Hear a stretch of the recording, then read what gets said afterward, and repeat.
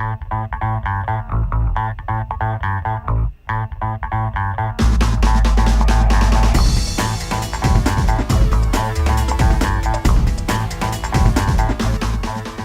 afternoon, everyone. Welcome to a very special edition of Turning Two Tunes. My name is Hannah Martin, and I am your host of the very best country music and baseball talk show around. I've got a really exciting show planned for you today, and it's going to be a bit different. Instead of doing individual segments like I usually do, I'm going to be breaking down each MLB playoff matchup that will be happening this week, because you best believe today is the final day of the regular season, and we are heading into October baseball, the very best baseball that you can ask for. It's the most exciting month in baseball, if you ask me, which sadly, because we're talking about playoff baseball, it means there will be no segment about the Mariners today, but there is a way if you want to talk about the Mariners. You can call in today at any point in the show and to chat with me about the Mariners or anything else for that case.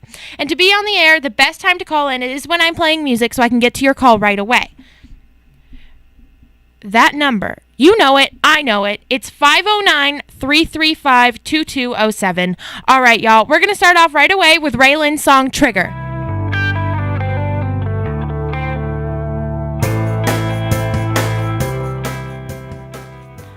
All right, everybody, let's get a recap of those last three songs.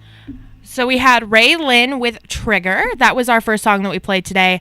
Second song, we had Christian Kane, who, of course, is from the TV show Leverage, if you've heard me talk about him before. And that song, he actually performed on the show Leverage. So that was Thinking of You. Sorry, there's a loud roar, and I wanted to make sure it wasn't coming from my computer. But if you don't know, the WSU Cougars pulled off a big upset today, or not today, on Friday night. They beat the USC Trojans, who are ranked number 5 in the country, football game 30-27. So campus has been a little rowdy lately. But anyway, we had the Christian Kane song, Thinking of You, and then our last song that we just played was Maggie Rose, and that was Preacher's Daughter. And now we're going to jump into some baseball. I know you're all very excited about that. So the first matchup we're going to talk about, the Yankees and the Twins. That is going to be played Tuesday night. Tuesday night. My week is all discombobulated. It's going to be played Tuesday night, 5 o'clock. It will be on ESPN, and that is your AL wildcard game. That is going to be, as I said before, the New York Yankees and the Minnesota Twins. Yankees will be at home, so that game will be in the Bronx. I think it's going to be a very, very interesting game. I think the way it's shaken out, it's actually the Twins were the best team of that bunch in that big wild card jam that they had there at the end, the log jam where like everybody was within 3 or 4 games of that second wild card spot.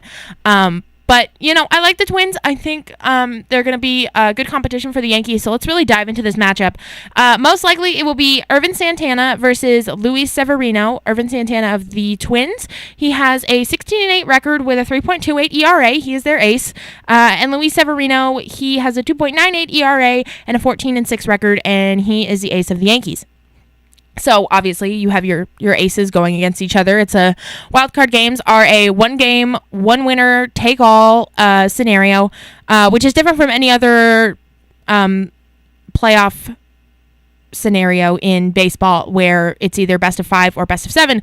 This is best of 1. This is winner take all. And we'll talk about that in a minute. If you guys like that scenario where it's just a one game, or if you'd rather see it as something else. But the Twins and the Yankees, they're going to be going Tuesday night. Santana versus Severino. On the season, the Yankees do have the edge there in the season series. They've won 4 games out of the 6 games. Of course, they swept the Twins just last month. It's October 1st, y'all, so September is last month. That's obviously not what the Twins wanted to do, go into the Bronx in a prospective playoff matchup and get swept by the team that they would be playing in that playoff matchup. But that's September baseball. Now we're in October baseball. It's a whole new ball game, if you will. Let's take a look at the offenses. So the Twins have Brian Dozier, who is their really, really dynamic second baseman. They have Miguel Sano, who is their power hitter at first base. And then Byron Buxton, who is one of their top prospects, if not the top prospect with the Twins. He plays center field for him. He is, I would like to compare him to Jackie Bradley Jr. Because he is like a really thin guy. He just dominates in the offense. His defense is tremendous, and he's got a good bat too. So they have some interesting pieces there.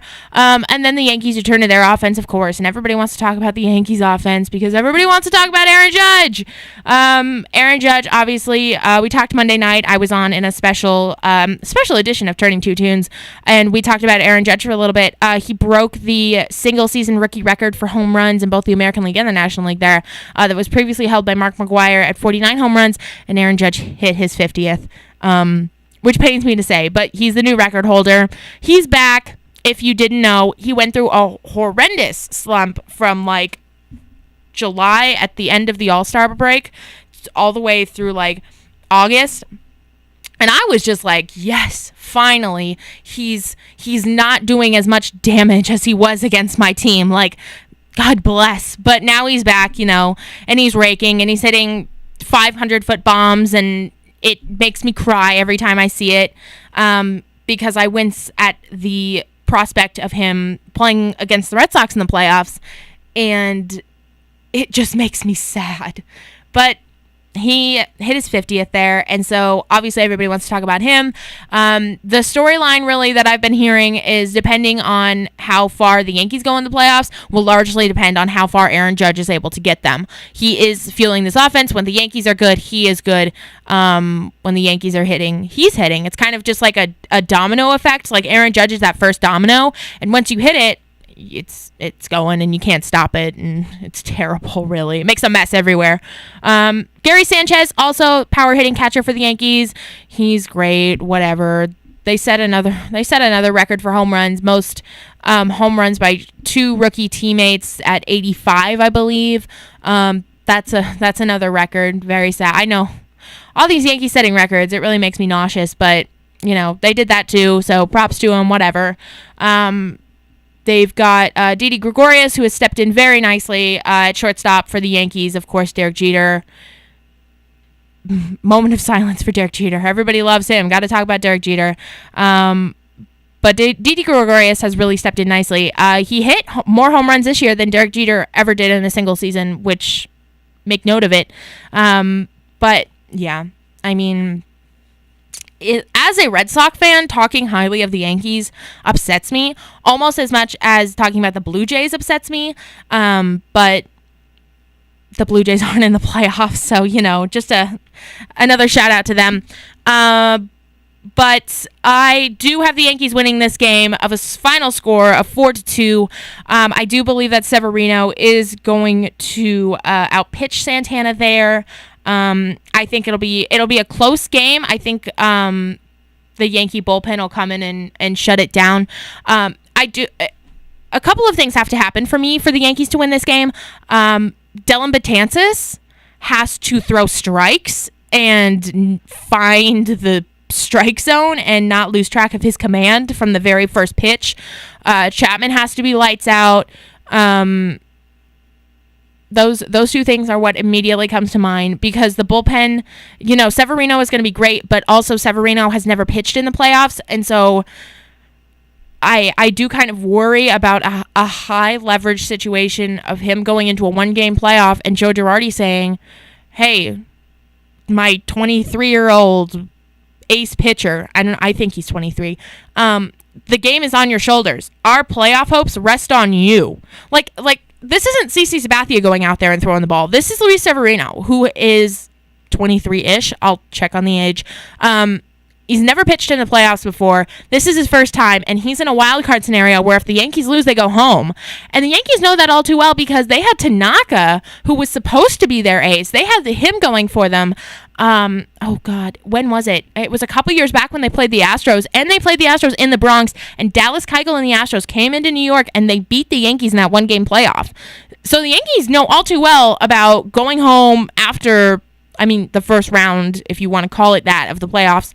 And so I'm a little worried if Severino can be Severino, and if he's not, that's going to be a big problem for the Yankees. But they do have like Adam Warren, Chad Green type long man guys who can come in and patch the holes to get to Betances and Robertson and Chapman if they need to. So I think the Yankees are set up well. I think there could be some potential issues there, but overall, I've got the Yankees winning 4-2 in the first AL wildcard game, the only AL wildcard game, but the first game of the playoffs. Give me a call. Let me know what you're thinking. Do you think the Twins are going to win this game? Do you have some thoughts about the wild card setup? Do you think that, like Joe Girardi, manager of the Yankees, who came out this week and said, I want it to be a best of 3 game series? Do you like the one game? Do you want it to be a best of 3 games? Let me know. 509-335-2207. I'm going to be here until 2 o'clock. I'm going to go into some music. Right now is the perfect time to call in. Give me your thoughts. Let's go, guys.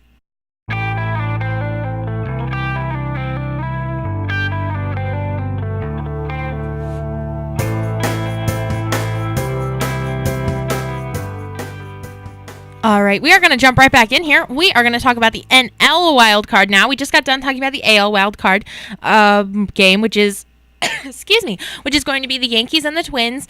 Now we are going to talk about the NL wildcard game, which will be played on Wednesday night. And this is going to be the Colorado Rockies versus the Arizona Diamondbacks. It will be played in Arizona. Of course, these teams face each other 19 times a year in the NL West there. They're both in the same division. So I'm sure they'll be well prepared for each other. I mean, no surprises here. Once you see each other like 19 times a year, like you know what you're going to get. It has been announced Zach Greinke will be starting for the Diamondbacks. He is 17-7 on the year with a 3.20 ERA. However, the Rockies have not announced a starter yet. I've been reading some articles, and it seems like it will be Jon Gray. He's their ace. He has a record of 10-4 on the season with a 3.67 ERA. So it's looking like a Gray versus Greinke matchup. Greinke, of course, does have lots of postseason experience.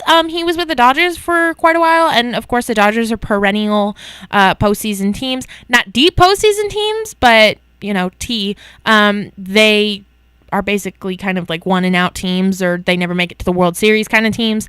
But Zach Greinke has pitched alongside Clayton Kershaw for a long time, so he'll be good to go. Not sure about Jon Gray. Not sure if I don't think he's had any postseason experience. Of course, the Rockies, I believe, have not made it to the postseason since 2004 when they lost to the Red Sox in the World Series.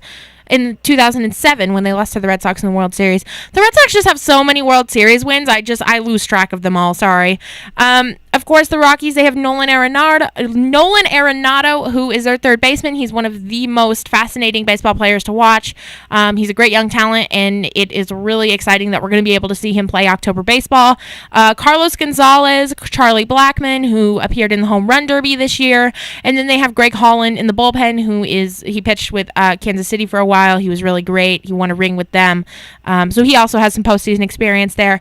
On the flip side, the Diamondbacks have Paul Goldschmidt, who is, a phenomenal all-star every year first baseman for them. Jake Lamb and JD Martinez, who they just acquired from the Tigers and has been hitting lots of home runs for them. So they got themselves a power guy there.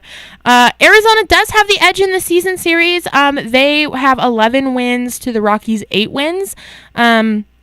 So Arizona does have, that edge in that response in that, my pick is going to be Arizona in this game. I like the home field advantage there. I like Zach Greinke. I like his numbers. I like his postseason experience. The Rockies, they're a young, interesting team, and I think they will be back. But I just don't think they have enough to get them over the Diamondbacks, because the Diamondbacks, I like their offense a lot more. I like JD Martinez. I like Jake Lamb. I like Paul Goldschmidt. I like what they've done there. They've got a big ballpark down in Arizona. It's very much a pitcher's park, but they make it work and they secure that first wild card spot. So yeah, my money is on the Diamondbacks. For a score, let me think about this. I don't watch many Diamondback games or many Rockies games, but I have been keeping an eye on them throughout the season. It's hard to, stay completely focused on all 30 teams for 162 games a year, as I do with the Yankees and the Red Sox and the Mariners. So I do know more about the Yankees in that respect. But I'm going to say Let's see. Can we get a drum roll? A little bit of a drum roll there for you. I'm gonna say Arizona, and I'm gonna say 5-3 Arizona. That's my pick there.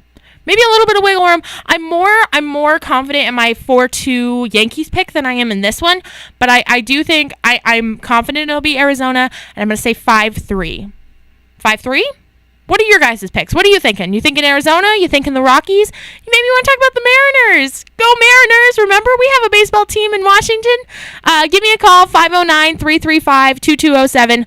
Let's talk about some baseball. Here's some more music for you guys.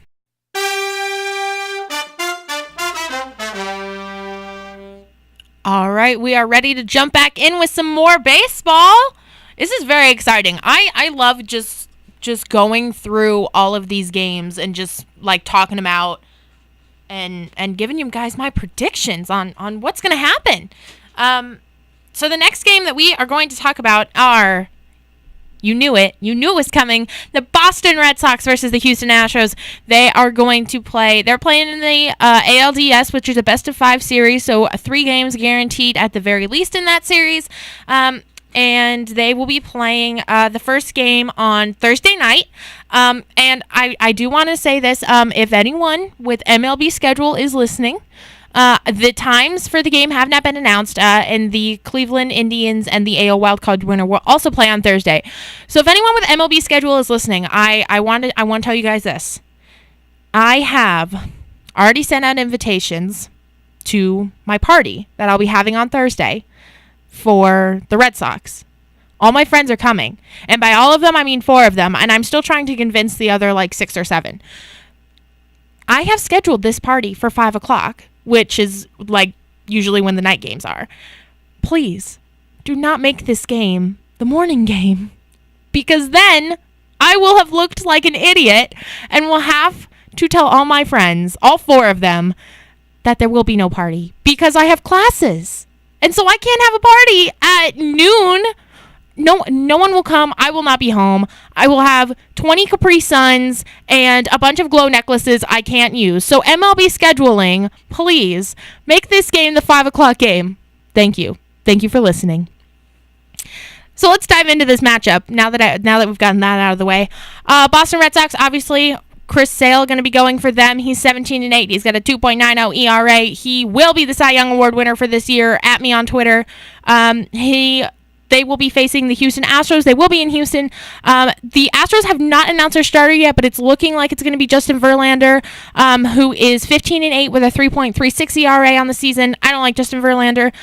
He made some comments way back in 2013 when he faced the Red Sox in the playoffs when he was a Tiger. Also, by the way, the Red Sox did beat him. Mike Napoli, throwback, hit a big home run. Red Sox beat him 1-0 in the playoffs on their way to a World Series victory in 2013. Not that I remember things or anything like that, but that did happen. On the season, the Red Sox and the Astros, they're even 3-3. They're actually playing today. It's a last day of the regular season. Last time I checked, it was 0-0. So today's game will determine who has the edge of the regular season matchups going into this game, this series, excuse me. It's 0-0. The Red Sox have, Chris Sale was supposed to pitch today, but that would be really dumb of them to pitch Chris Sale today. So they've got Hector Velasquez going, who came up from AAA today or something. It's a scoreless game, though, so he's doing good. Cheers to him. But, today is obviously not the end-all, be-all game, considering, some of the starters are resting. Red Sox have a AAA guy coming up. So there's that to consider. Something else which I thought was interesting, I just read this. Chris Sale, my man, Chris Sale, AL Cy Young Award winner, almost wrapped it up in a present there. He's not pitched against the Astros this season, which I think is very interesting, because that means the Astros have not seen him. And I'll talk about why that's important in a second. His numbers against the Astros lifetime, though, he's 5-1, and he has a 1.31 ERA against them. If you remember, he was in the AL Central before coming over to the Red Sox in the AL East.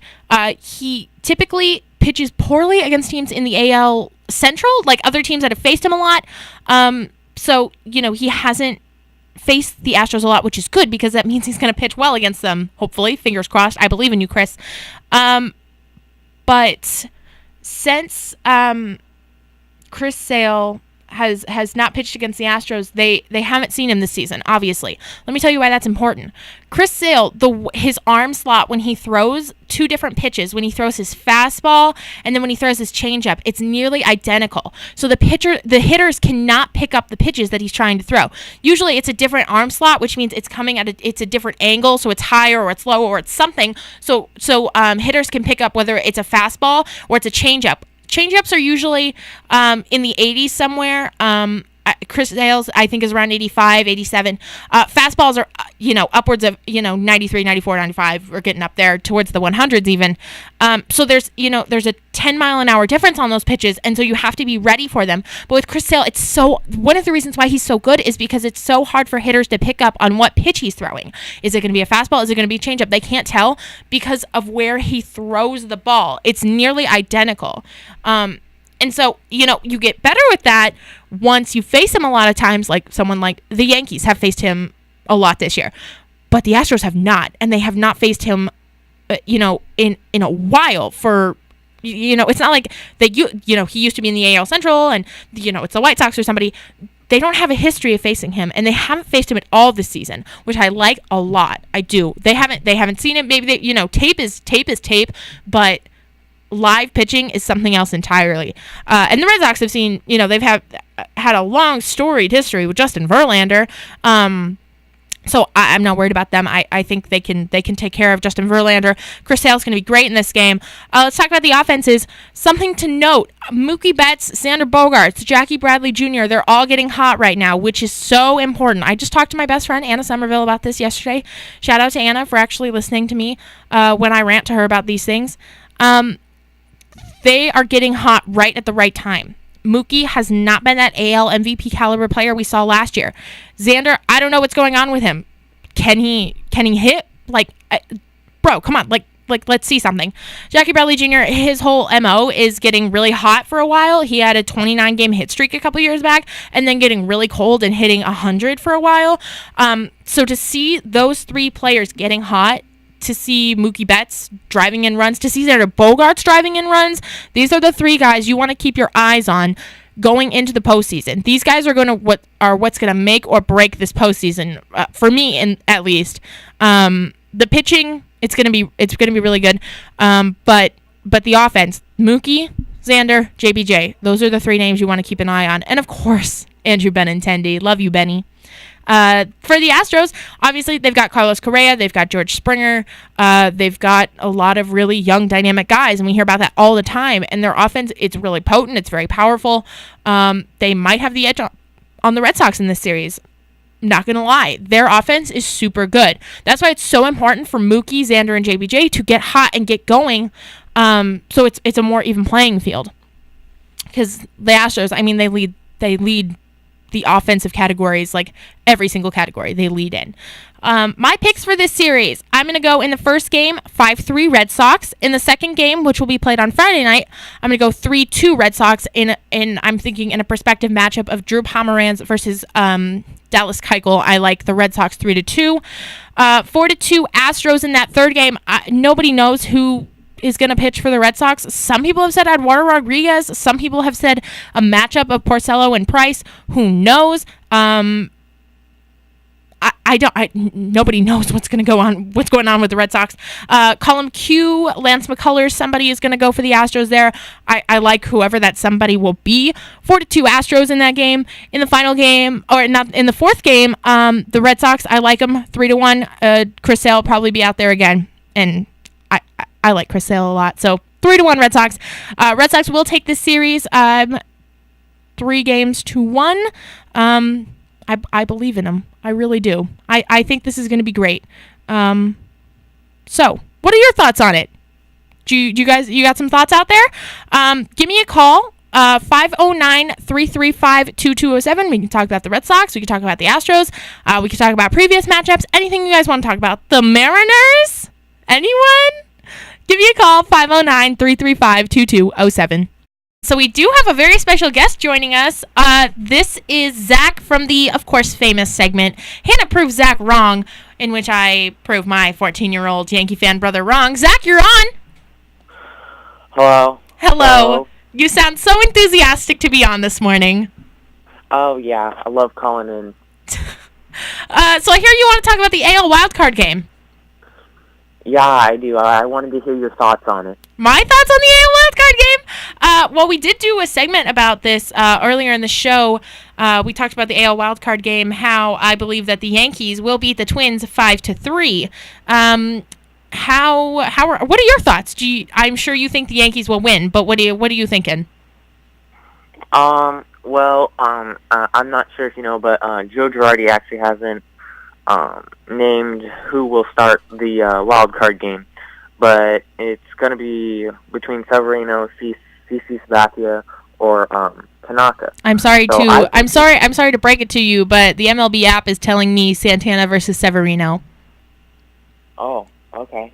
Well, that must have just broken. Anyway, so now that we got Severino going, that's who I would pick to start, because he's one of the few pitchers in the AL with a sub-3 ERA, and he's got 200 strikeouts, and many insiders say that he is in the running for AL Cy Young. Okay, no one's saying that. It's between Chris Sale and Corey Kluber, and that's the T on that.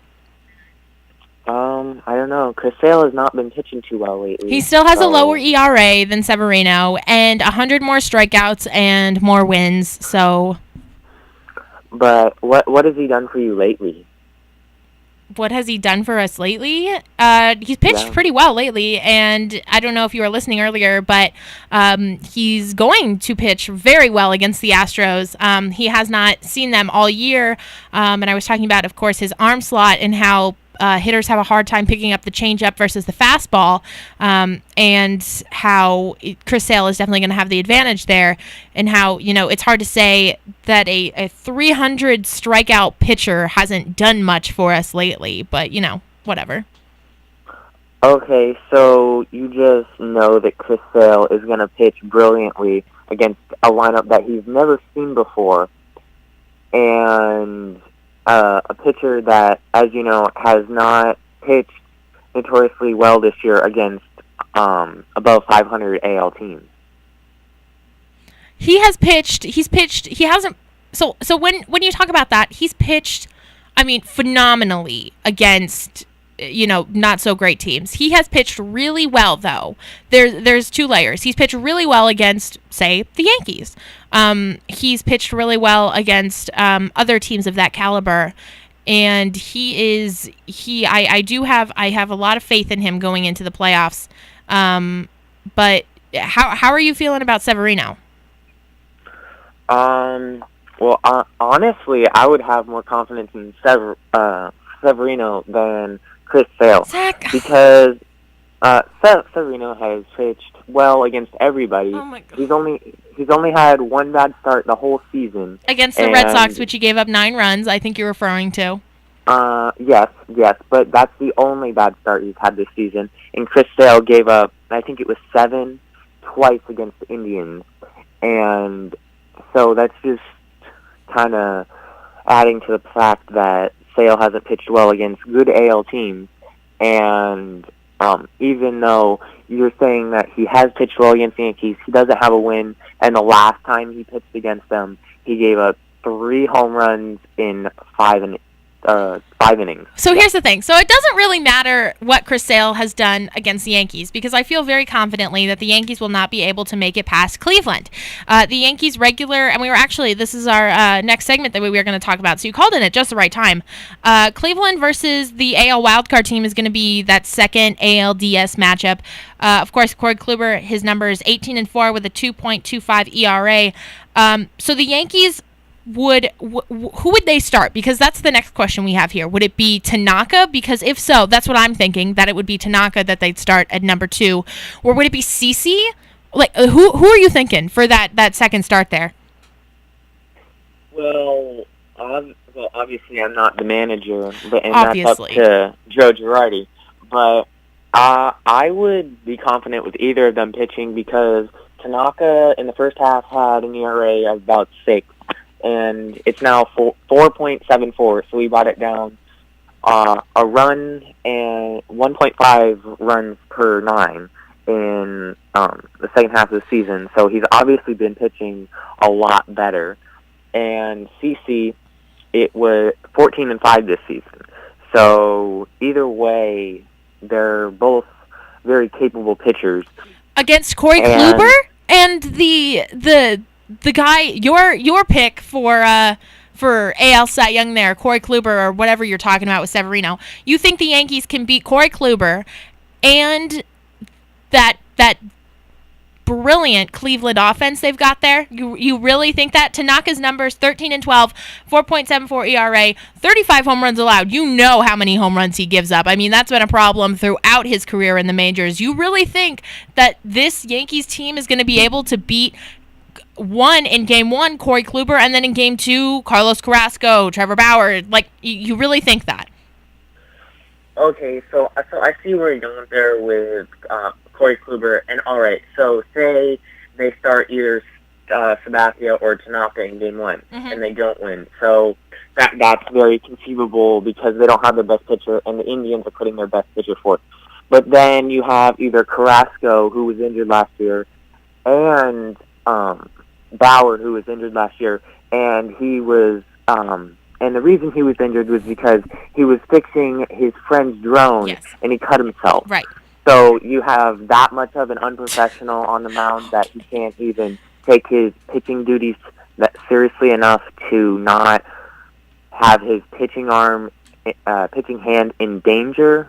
I'm not sure we're going to call his professionalism into question here, but since you brought up the injuries, I mean, Tanaka, your boy, he's injured all the time. I mean, it's hard for him to be on a rotation of 5 guys, and you're asking him to maybe go, if he wants to go deep in the postseason, you're going to try and ask him to, go on shorter rest? Well, he's not throwing 96 like Carrasco and Bauer. He's throwing a splitter and maybe 92 to 94 on his fastball. So it's not exactly like he's Aroldis Chapman out here throwing his hardest every pitch.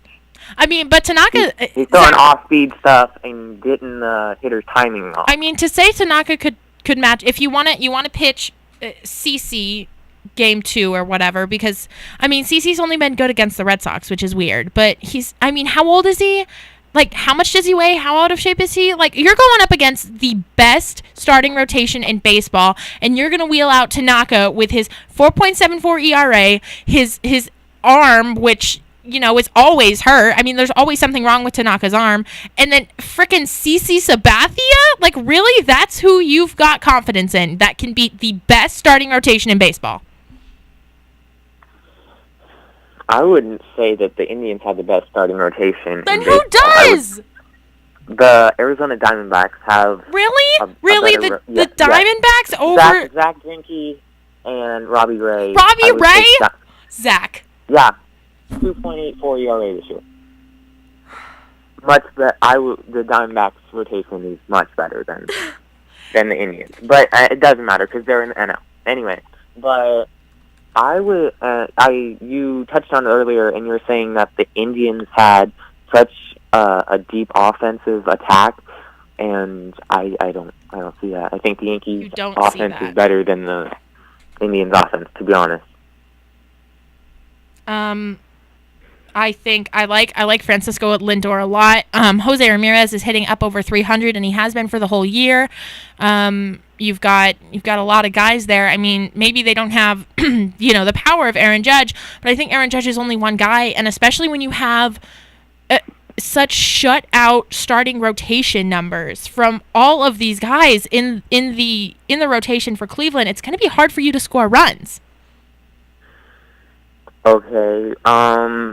So you're okay. So the Indians. So you're not saying that the Indians necessarily have a better offense, but you're saying they'll have an easier time of scoring runs. Is that correct? Yes, I think the offenses. I wouldn't necessarily say the Yankees' offense is better. I think they are comparable. The Yankees have actually scored 857 runs this year, and the Indians have scored 815. So just by that, you can see that the Yankees offense does score more runs, and they have more hits. They have better on base percentage. So almost every category, and they lead the baseball with 240 home runs. So pretty much in every category, the Yankees lead the Astros. So what you're saying about the Indians having a better offense is unfounded. I didn't say they were having a better offense. I said they were comparable. You just said that the Yankees' offense is not as good as the Indians. Okay. I said the pitching wasn't as good, but I think the Yankees do have the edge on the offense there. But I think it's going to be harder for the Yankees to score runs in this series than it is for Cleveland to score runs in the series, and that's why I have the Cleveland offense there. Okay, but so Kluber, your Yankees are going to have trouble scoring runs in the first game, but I'm not going to argue with you on that. But I think that they will not have much struggle scoring against Carlos Carrasco, who's never pitched a game in his life in the postseason. And well, Tanaka's only got one, and it's a loss to Houston. So I mean, it's apples and oranges. But he pitched well in that game, and the Yankees didn't give him any run support, and that was just one game. Which is it's probably what's going to happen in this Cleveland series. Okay, but that was a totally different team, and we didn't have Aaron Judge, and Didi Gregorius was hitting .214 that year, and we didn't have Starlin Castro. It's a completely different team. You can't compare it. It's apples and oranges. Well, what's your prediction for the series? How many games will the Yankees win in? I think the Yankees will win in 5. In 5 games? Who's gonna start that critical game 5 for you? Okay, so you have either Tanaka or CC in the first one. So let's just say Tanaka starts game 1, and then you have CC, and then Severino, right? So that because Severino, that'll be, I think, 4 days of rest because he's starting the wild card game. So that's 4 days. And then you either have Montgomery, who I know you're not the biggest fan of. He's terrible. But he's pitched well. He's terrible. But he could go, 3 or 4 innings, and then you could piece it together with the bullpen, and then so that would be game 4, and then you have CC or Tanaka coming up again to start game 5. And CC is an established, and he's actually done very well in his career in the postseason. Once again, it comes back to me that Cleveland pitching staff. I feel it's too much to overcome, and I feel that the Red Sox will also lose to Cleveland in the CS. But I think Cleveland's just too good of a team, definitely for the Yankees to beat, and for the Red Sox to beat as well. And that's coming from me, a diehard Red Sox fan. Well, if you look at the season series, the Yankees would actually have a better chance of beating the Red Sox because they beat the Red Sox in the season series. So, if you want to get technical here. If you want to get technical, the Red Sox have done better against Cleveland this season, while the Yankees have done worse against Cleveland. Okay. Well, there's 2 sides to that, I guess. Okay, so my last question for you.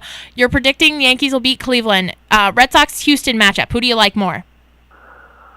I like Houston just because not because I dislike the Red Sox, but I like their pitching better. You like their pitching better. Verlander.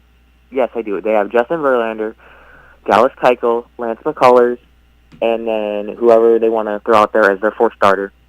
And against Chris Sale, which obviously is a formidable opponent. But then you have Drew Pomeranz. Frickin' Pomeranz, who's going to save the Red Sox season. Drew Pomeranz. Yes, okay. But he pitched against Blue Jays a couple days ago. How many runs did he give up? 5, 6? He just pitched yesterday against the Astros and did really well. So, but before that, he pitched against the Blue Jays. And I'm not sweating the Blue Jays. All right. Oh, okay, but you're saying the Astros. So would you say that the Astros is better than the Blue Jays? Yes, Zach, I would say that. Oh, okay, but he pitched worse against the Blue Jays. So I think You're cherry picking Worst here. I mean, to against the worst take team. one start out of Drew Pomeranz's whole season. I mean, like, please, come on. He pitched 6 innings yesterday against the Astros, didn't give up a run. He had a bad start against the Blue Jays, sure. I can't. Like, it's one start. Okay. Move on from Drew Pomeranz. Who would start Game 3? With Porcello? That's a good question. I'm thinking I like a matchup of Porcello and Price both in Game 3 there. Oh, okay. So the Yankees have a solid 1-2-3, and the Red Sox have one with a questionable 2, and then they don't have a 3. I think to say the Yankees have a solid 1-2-3 is a bit of a stretch. Okay, but you're saying that you don't believe the Red Sox can get through 3 games with 3 starting pitchers. You're saying they have to bring in another. Saying they have to get a bullpen. They have to use their bullpen, which is nowhere near the Indians nor the Yankees' strength. If Porcello struggles, I would bring in Price. But remember, Porcello does have that Cy Young Award from last year. He has struggled this season. I'll give you that. This year, not last year.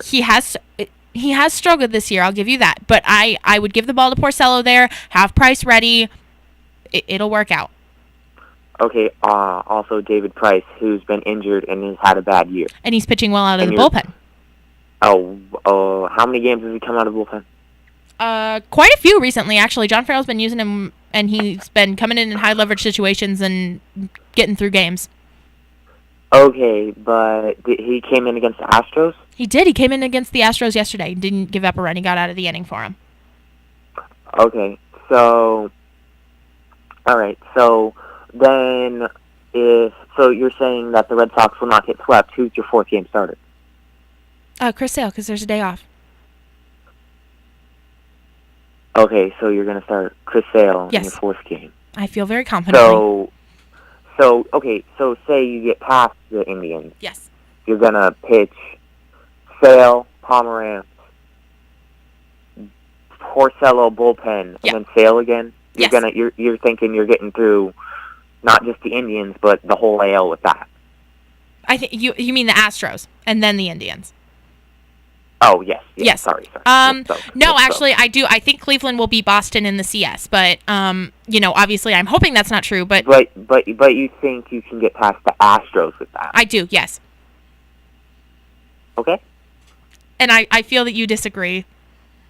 I do disagree because Pomeranz is not tested, and Porcello, you don't even have enough confidence in Porcello to get him through a whole game. So, I mean, come on. All right. Well, thank you very much, Zach, for calling in. This was a very exciting conversation, as always, as it is with you. Any last things you want to say? No. I just like what you're saying with the piecing it together with the Red Sox bullpen. I don't agree with that. And I know maybe you would say the same thing about the Yankees bullpen, but the Yankees bullpen is a lot deeper than the Red Sox, and that's all I have to say. Okay, Zach. Well, it's a pleasure as always. Thank you so much for coming on and talking with me on this very special edition of Turning Two Tunes. If you want to call in, let me know. Just give us a call. You want to talk about playoff matchups? You want to respond to Zach's comments? 509-335-2207. We're going to jump back into some music here. All right, everyone.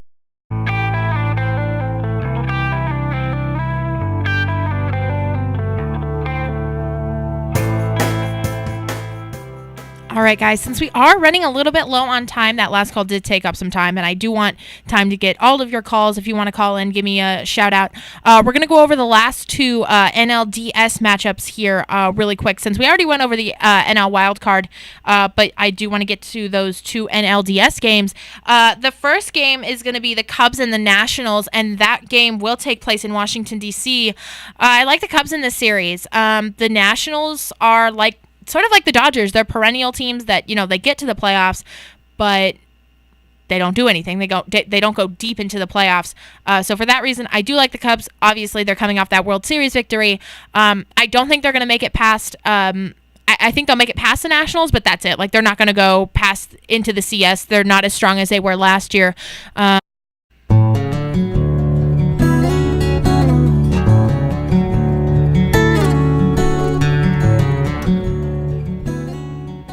right, y'all. You know what that means. It is that time in the show where it's time for me to say goodbye. Once again, I want to thank everyone for listening, both on the live stream and on the radio. This was a really exciting show for me. I really loved getting to talk about all the playoff teams.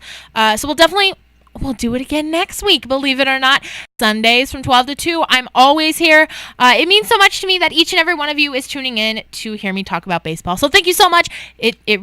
This is like what I want to do for the rest of my career. So even if a few of you are listening, thank you so much. Thank you so much to all of my friends and family, and Zach, of course, for calling in and talking on the radio. It's very exciting for me. So thank you guys so much. I am going to head out of here. I do have a test to study for tomorrow, but I do hope you have a terrific week, and I'll catch you back here next week for more Turning Two Tunes. Bye, guys.